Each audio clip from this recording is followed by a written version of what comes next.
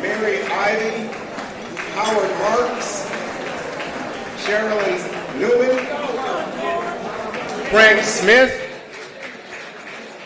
And by the way, since I have to make up to Frank, let me just tell you that Frank's African American Civil War Memorial is going to have a reading of the names of the more than 3,000 slaves who were freed on compensated Emancipation Day in 1862. They're going to have a reading of those names tomorrow afternoon. Let me also ask you to welcome Sabrina Thomas and Cassandra Witt from the DC Emancipation Day Commission.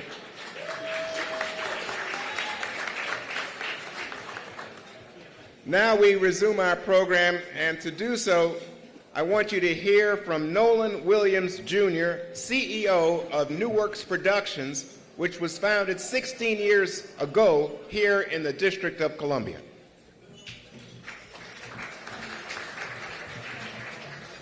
Good morning, everyone. Let's try that again. Good morning, everyone. Good morning. What a joy it is to see you all today and to be here. I stand here as CEO of New Works Productions, but also as music producer for this great breakfast. And I want to thank the mayor for this wonderful opportunity, and especially Secretary Bassett for this invitation to come.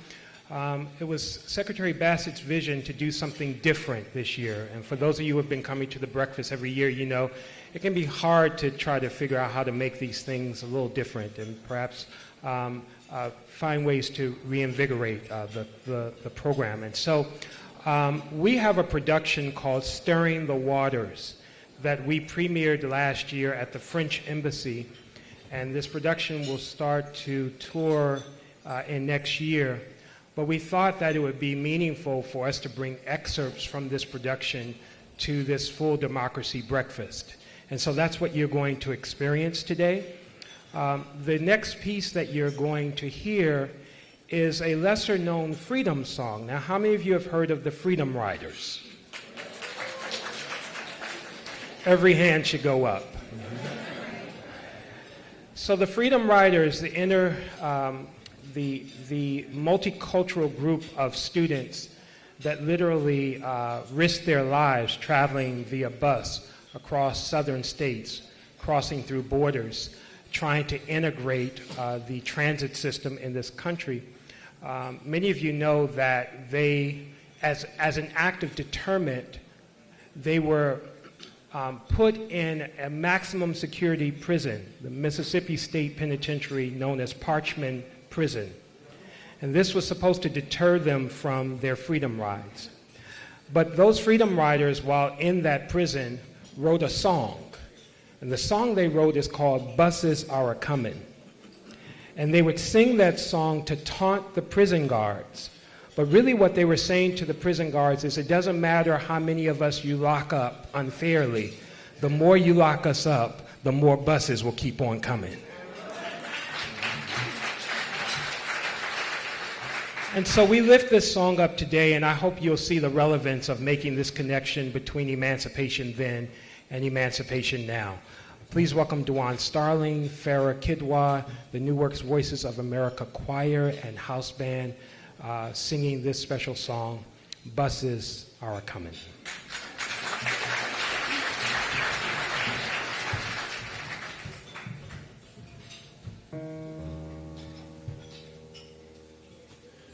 Buses are a-comin', oh yeah. Buses are a-comin', oh yes. Buses are a-comin', buses are a-comin'. Buses are a-comin', oh yeah. Coming through Alabama, oh yeah. Oh yeah. Coming through Alabama, oh yeah. Oh, they're coming. Coming through Alabama.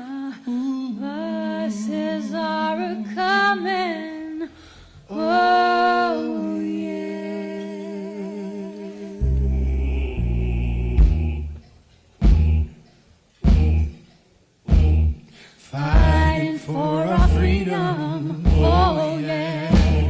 Fighting for our freedom. Oh, yeah. Fighting for our freedom. Buses are coming. Fighting for our freedom. Oh, yeah. Rolling into Jackson. Oh, yeah. Rolling into Jackson. Oh, yeah. Buses are coming. Rolling into Jackson.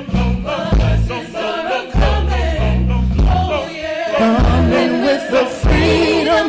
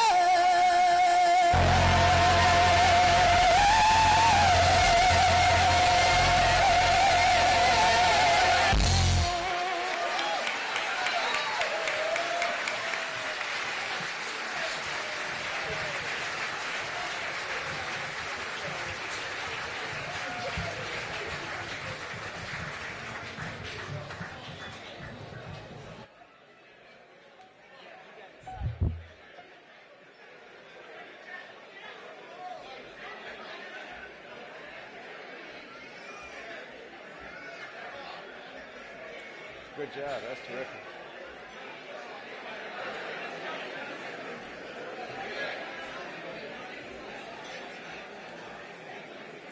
Nolan, I got to tell you, That was spectacular. A true tribute. That was wonderful.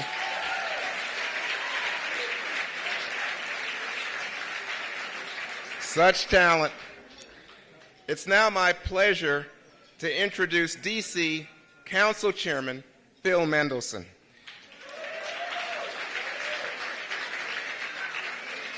Mr. Mendelson has served on the Council of the District of Columbia for 2 decades, and as chairman since 2012. The chairman and his daughter Adeline, a recent graduate of DC Public Schools, live in Southeast DC. Chairman Mendelson has been involved with DC politics since getting his BA at American University. So this wonderful morning, please join me in welcoming our DC City Council Chairman, Phil Mendelson.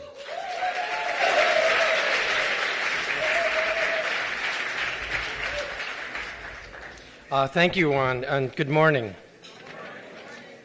I do live in Southeast Hill East, and my daughter is sometimes with me at 18. She's more often not with me, but I also live with my partner, Anna Harvey.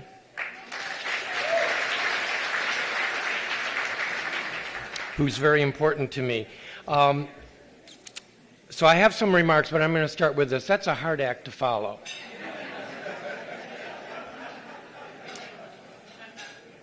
I've heard some civil rights songs, and they're good songs, but the performance of that was superior.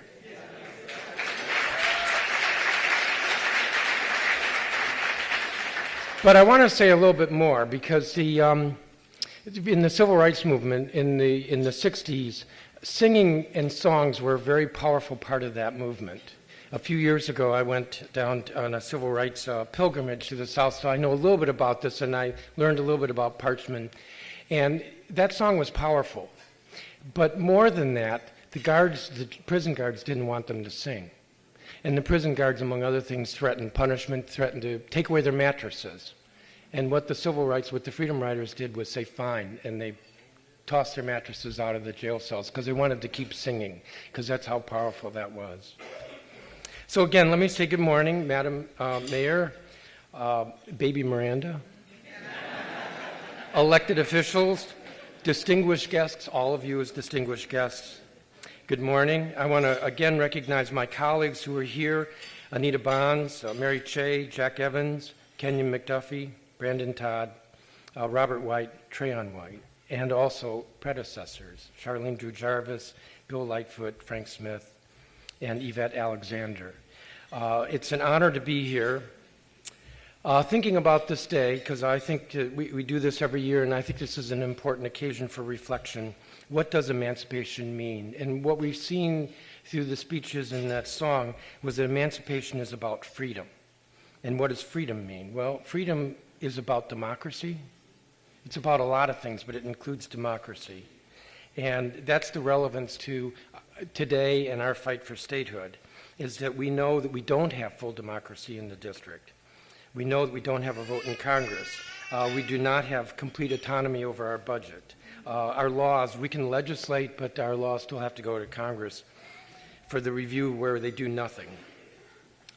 We know that there are laws that we can't even legislate, like judicial procedure, like small claims court. If we want to increase the monetary level of a claim, we can't legislate that. Congress kept that.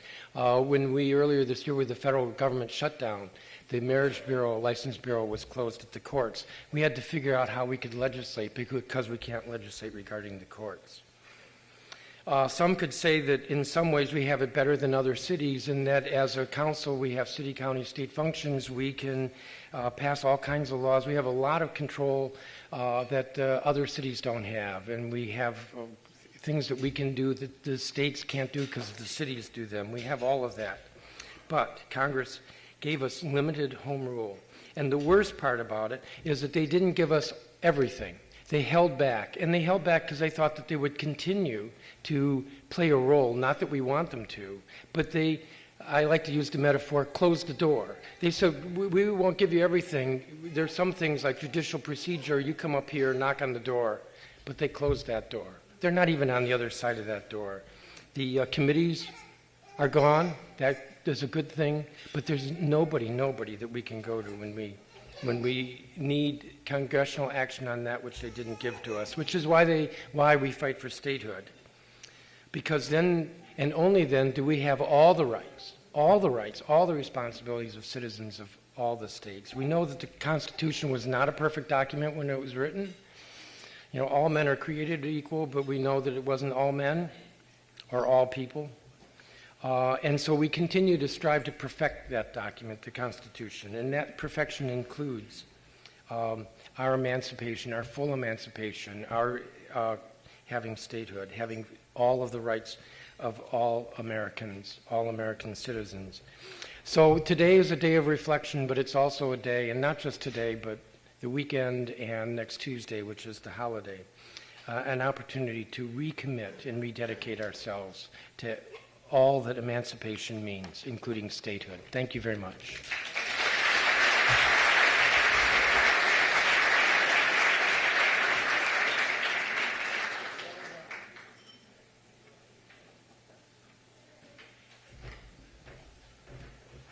Mr. Chairman, thank you. You're teaching. You're teaching this morning. You're taking us somewhere.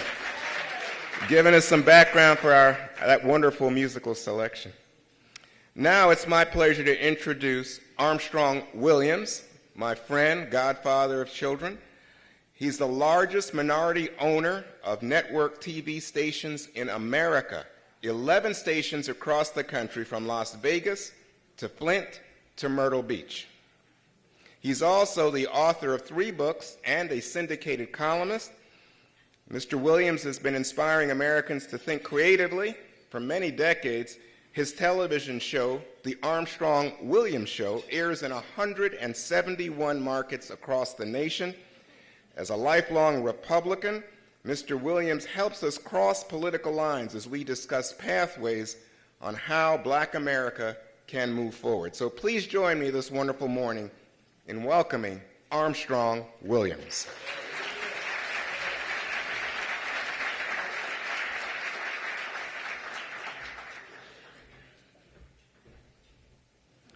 Good morning. I'm glad to be here. Oh, yes, I am. I've got something to say, too.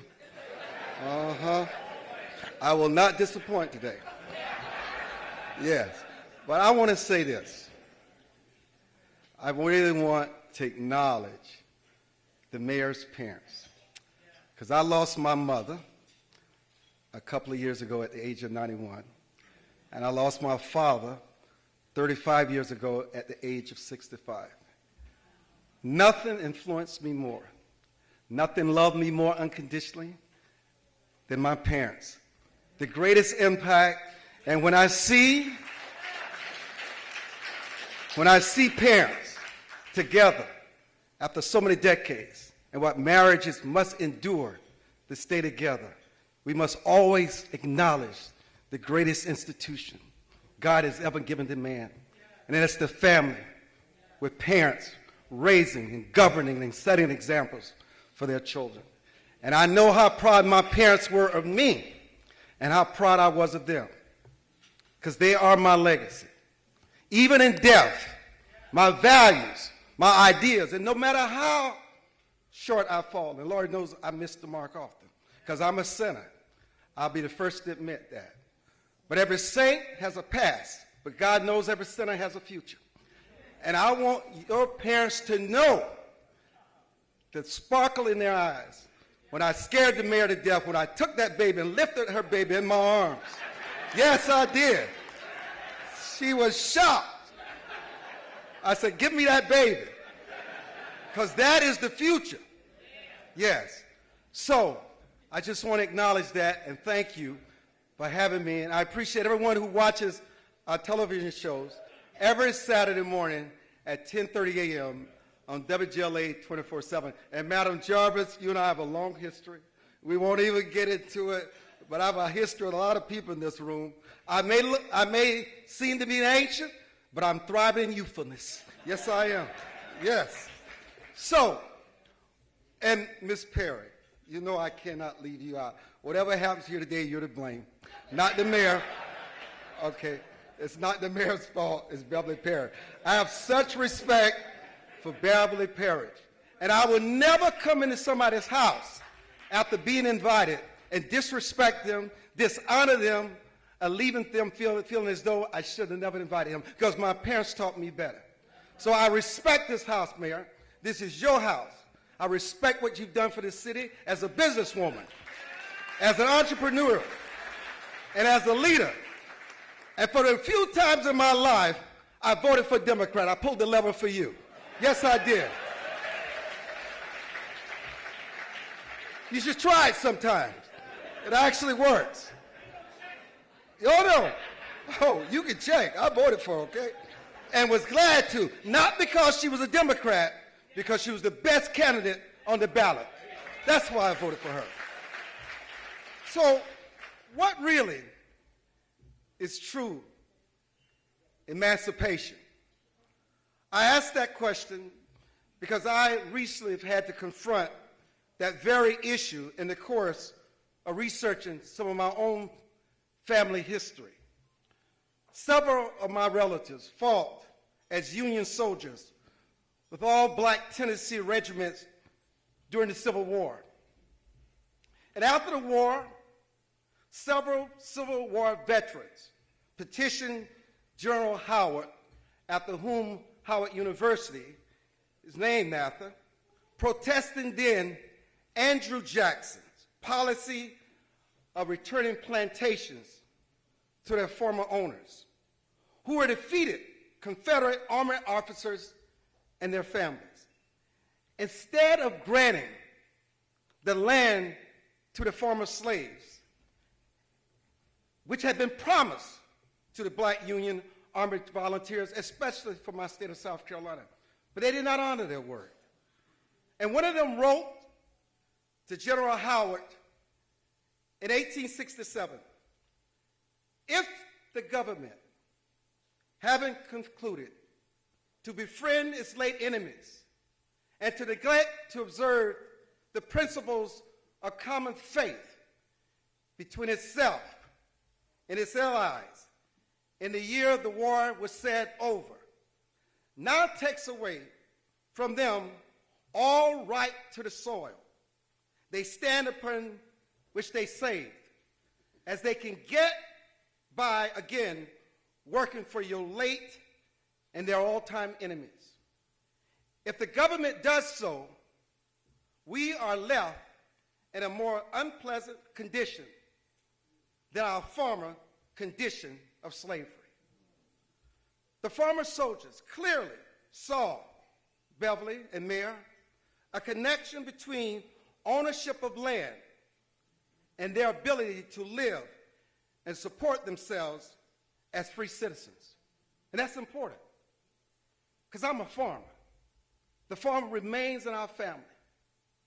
My earliest known American ancestor, Luke Howard, was born a slave on a South Carolina cotton plantation in 1805 in South Carolina. In the immediate aftermath of the Civil War, my grandfather Luke and most of my family stayed on at the plantations on which they were born and had lived most of their lives. While they were dirt poor, they knew how to work, and they used their resourcefulness to plant and tender the land, and ultimately to own their land. And in my family's generation, that land has been passed on since 1805, and it remains in that family, and we still remain some of the largest landowners in the state of South Carolina. Why? They clearly saw land ownership and agricultural production as just as critical to their freedom as the laws passed by President Lincoln during the time of the freedom. True emancipation, then, consists of both to own your own labor and the responsibility of bearing fruit from that labor. How do people become truly emancipated. Imagine how hard it was for our ancestors in the aftermath of the Civil War, poor, penniless, lacking basic education, to grow up from slavery and build the rich legacy of African Americans we see today in the form of the mayor, Perry, and people in this room, and many distinguished people in this audience. Imagine from whence they cometh. And imagine they died in death, knowing someday a day like this would exist. In the absence of civil protections in the post-war South, and after being abandoned, yes, by the federal government, and if the federal government abandoned them then, they'll abandon them today. It's why I don't trust the government, I trust myself, okay? Yes, less government, better government. And don't you think for 1 minute that because I call myself a third-generation Republican, I've not heard the stories of my mother and my grandparents about what they've had to come through and what they've had to endure. Don't you never assume that I cannot relate to your plight. Because I don't stand here today as no conservative, no Republican, no title, no later. I come a part of that legacy, that history, from human slavery to dangerous segregation to the civil rights movement to where we are today. As Martin Luther King said, judge me not by the color of my skin, but the content of my character. And character still matters today. Why? As I trace my own family history down the line, from great-great-grandpa like Luke Howard, there was an unbroken link, ladies and gentlemen, of strong families with two parents in the household who raised, in some cases, over a dozen kids. Yes, over a dozen kids. Why so many kids? Well, after all, you aren't rich, and you can't hire farming hands to work the land, so you needed the children to help out. This practice of farming and families lasted through my parents, who raised me and my 9 siblings on the farm in Marion, South Carolina. We started out well before the dawn in the morning, milking the cows, taking care of the pigs, getting the fresh eggs from the hens. And after school, we helped my father out with tilling the soil, planting the tobacco, and harvesting when the season came. We cured the tobacco, packed it into the balls, and took it to the market in Mullins, South Carolina, where we ultimately sold it. This is hard. I don't know if you know anything about suckling tobacco, tilling tobacco, in that hot, sweltering heat. That's where I get my beautiful tan from. Yes. And it remains with me to this day. That's why I'm so proud of it. That heat, it's nothing like it. You cannot tell anybody about it. You got to experience it firsthand. It's sometimes heartbreaking work. Whenever there was a late thaw, or a drought, or insect swarms that could destroy your crop in a day. But you know what? It provided a solid foundation for our family and ultimately became the basis upon which we were able to lease as sharecroppers and ultimately purchase our own farmland. It was not until almost 100 years after formal emancipation that my family truly became free. When we became one of the largest landowners in South Carolina with a highly productive farming business that at its height employed dozens of people that earned a living from the soil. But I want to say this as I'm about to wrap this up. Freedom begins with morality and discipline. The hardest work I do every day, 24 hours a day, is working on Armstrong Williams. You know, a strange thing, Mayor Bowser, happens at the end of the day when I spend those 24 hours a day working on Armstrong Williams. Somehow or another, the world around me improves. Strange thing, isn't it? 4:30 in the morning, I'm at the gym, on that stair, mister, on that bike, lifting those weights, because I want to look good. Oh, yeah. But looking good comes with a price. You can't just get up and say, I'm going to look good. You got to exercise. You got to pull away from the table. There's work that goes into looking good and being healthy like anything else. And if you don't think so, you're lying to yourself. Look in the mirror. So, and we lie to ourselves more than we lie to anybody else. So, the fight. Yeah, I feel good today. I got to tell you, Mayor, I'm in good spirits today, Beverly. I'm in good spirits. Isn't it good to feel good? Yes. I'm alive and kicking. Yes. I'm glad you invited me. Waited a long time for this. Long overdue. But I'm going to wrap it up because I know I don't want to get to that thing you call CPT because I'm always ahead of time. So, the fight is not colored people time. It's critical people's time. Okay? Now, see how you stereotype? It's critical people's time. You all have critical things to do when you leave here today. Okay. So the fact that we as Americans believe that certain rights are bestowed by our Creator and inalienable by any government means that we also believe we have the responsibility to uphold those rights. The right to liberty, life, and the pursuit of happiness with great responsibility. It starts well with self-discipline. My parents and grandparents, like many of yours, literally from before sunrise until well after dark, 6 days a week, only taking a break on Sunday for the Sabbath. Family responsibility is critical. We would not have been able to survive the harsh conditions of the South without our strong family bonds. And no matter what our politics may be, no matter what we call ourselves, we've been talking about these issues of statehood since Bush, since Obama, and everybody still don't have it.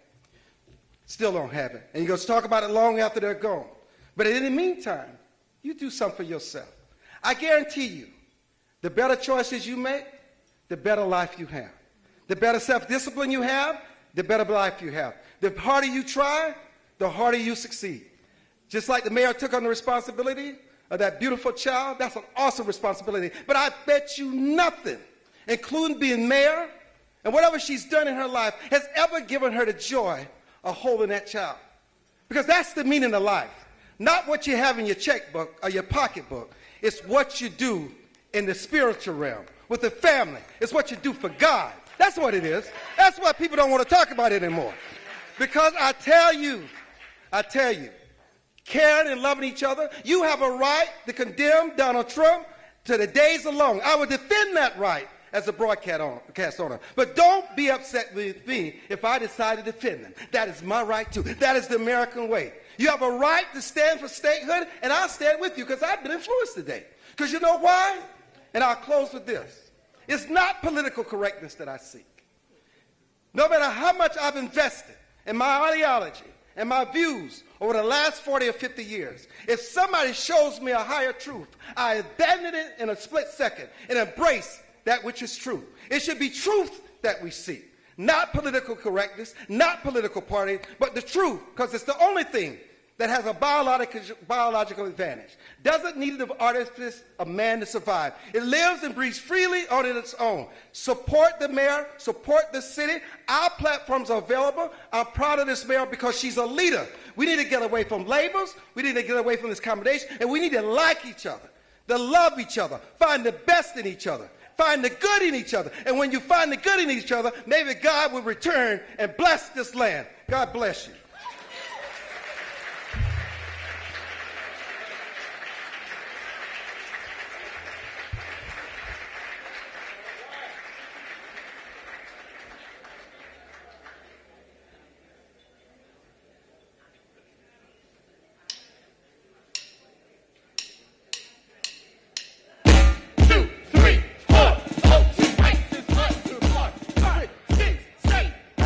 We cannot afford to wait.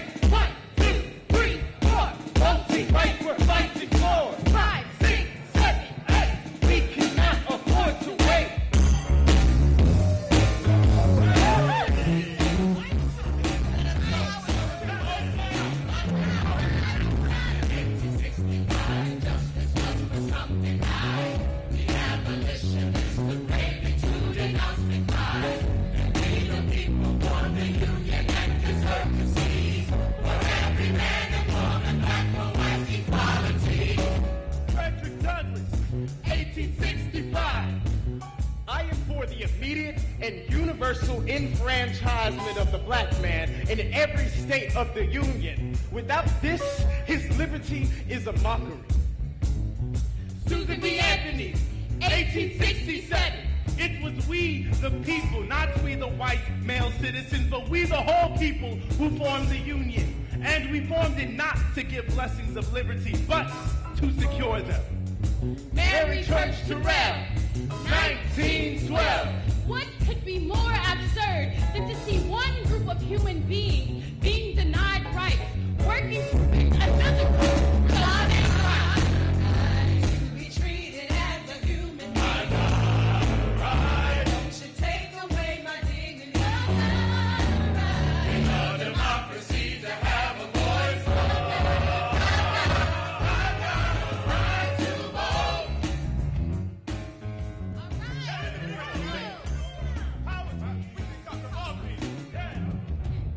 In 1955, equality was still denied. So freedom marches took to fighting for our civil rights.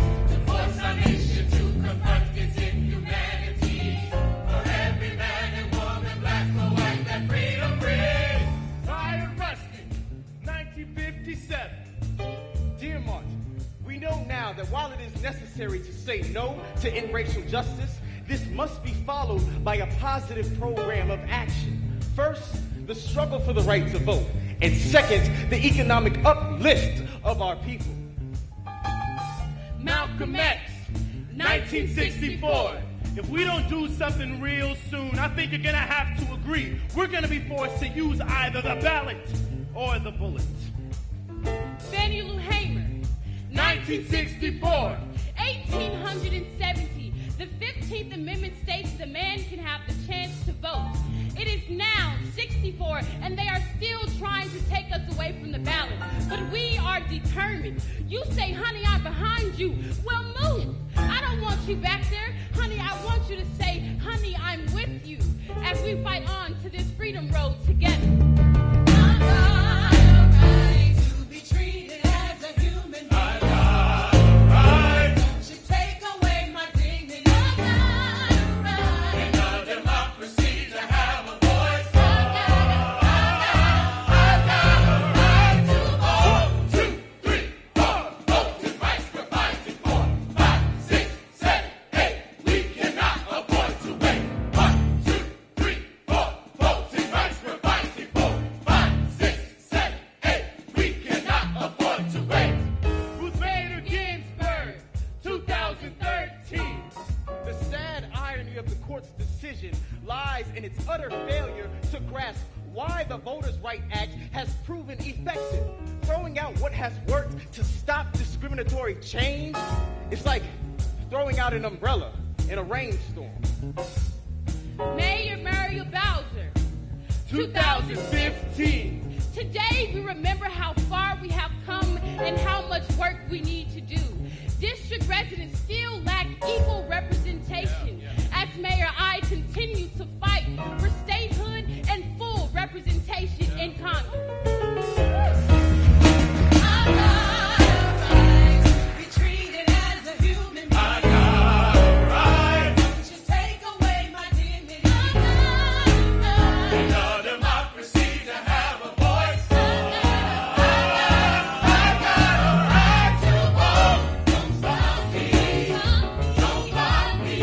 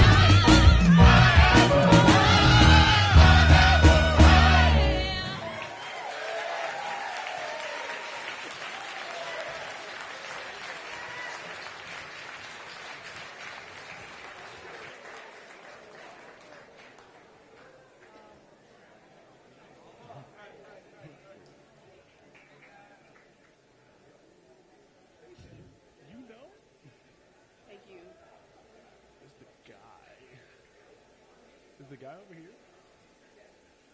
He said he would meet him. Nolan, you are knocking it out of the park today, my brother. That was awesome.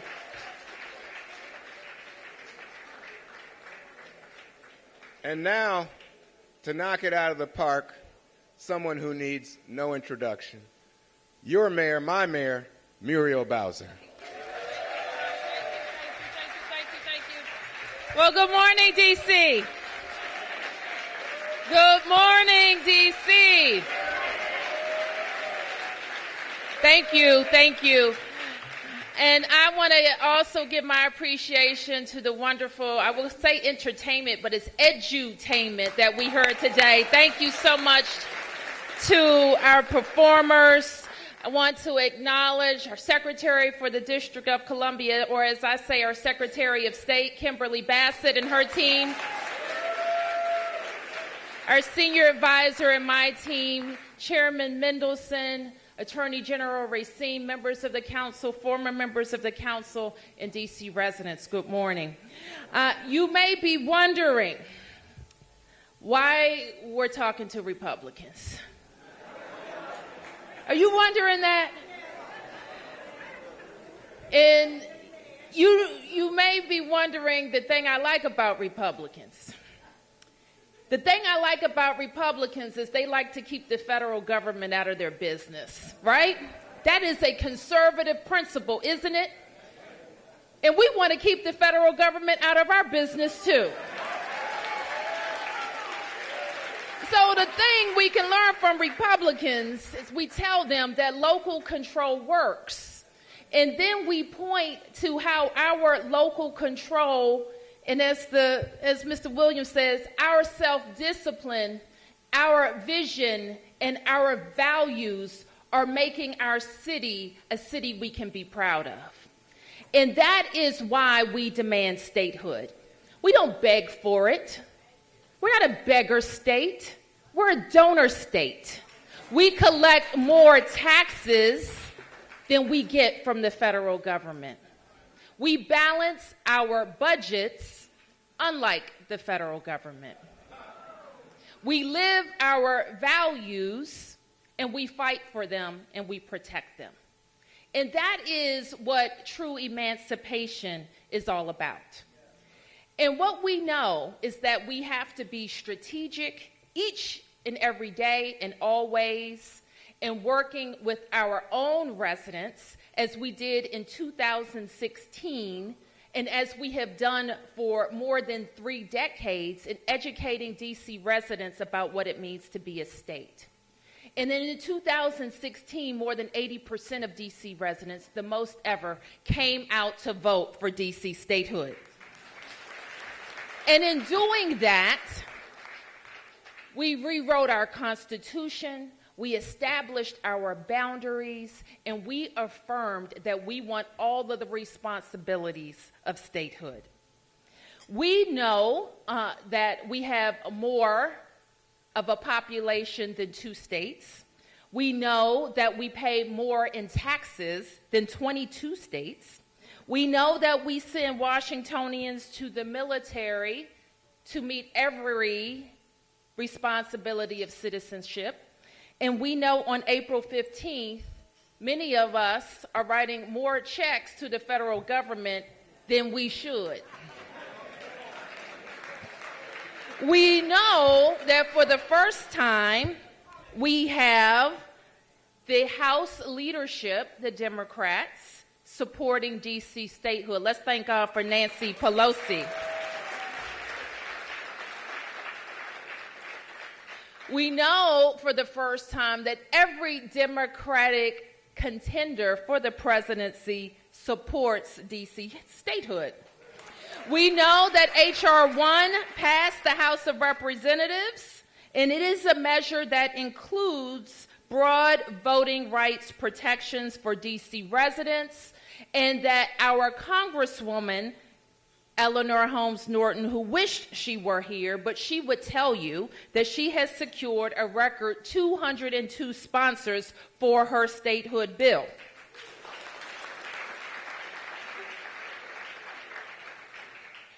But we also know that our path to statehood, a simple vote in the Congress to admit us as the 51st state, likely will still require some Republicans in the Senate.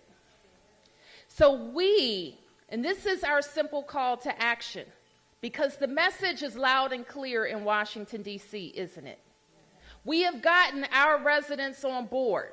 No longer do they have the excuse that our house isn't in order, do they? We even have gained steam in our Democratic delegation, because now we have only one holdout in the DMV, and we're going to get Steny Hoyer too. So now we know that the issue is just, are we going to add 2 Democrats to the Senate? For us, this is not a Democratic or Republican issue. And for Americans, freedom-loving Americans, it can't be either. We've made our case. And now it is our charge to go out to the 50 states, to be strategic in how we talk to each of them about how we convince their representatives to embrace fully the principles of our democracy, to recognize that we'll have it out in the Senate with our 2 senators, but that is what it means to be represented when you are taxed, that we have 2 senators. So I have charged my team with our statehood delegation, with the Council of the District of Columbia, and with all of you to continue to educate, to spread the word, and to be ready when that time comes when we get a vote. Congressman Cummings this July is going to have a hearing in the House. We expect to get a vote. So when it happens and we have to move to the Senate, what will you do, Washington, D.C.? Where will you be, Washington, D.C.? And in the meantime, when we're calling state legislatures, when we're calling on state governments, when we're lobbying in the Congress, where will you be, and will you be with us? So you've heard today that this road has been long. And we don't even know if we're going to make it this time. We have Democrats in the House. We have Republicans still controlling the other houses. In 2020, like we were ready for the last election, we will be ready to get a Democrat back in the White House. We will hold the House, and we may take the Senate. We have never been this far, but we still know we have work to do to get more people in the Senate with us, to get all Democrats with us, and to turn some Republicans.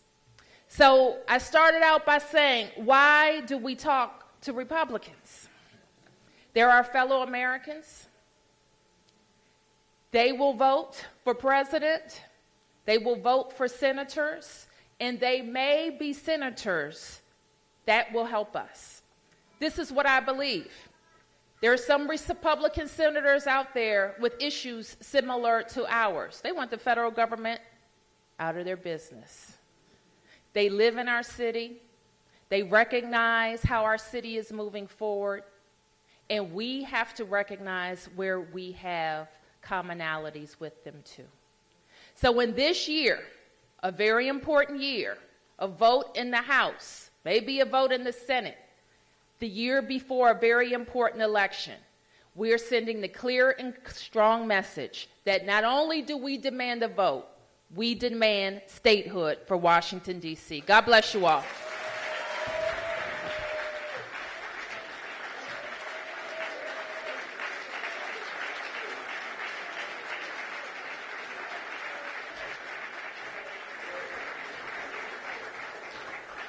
Madam Mayor, thank you very much. To all of you, our city's leaders, you've heard your charge, your inspiration. And we come now to the close. I want to leave you with this thought.